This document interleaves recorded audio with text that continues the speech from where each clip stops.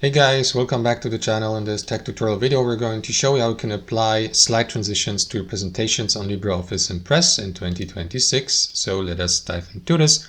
Head over to your presentation, click into your first slide in the top left to start with the first transition and navigate to the slide tab at the top. From that menu, click into the lowermost option, which is slide transition. That is going to open this menu. You can access the slide transition menu also here via the sidebar by clicking into that handle and by selecting slide transition or by using the shortcut Alt-6. Here in that menu, guys, select the transition type you would like to go with.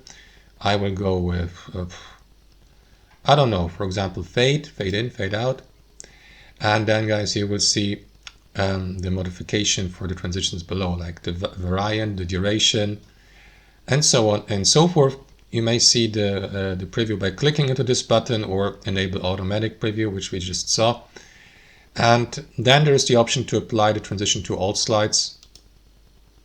Click into it and that's it.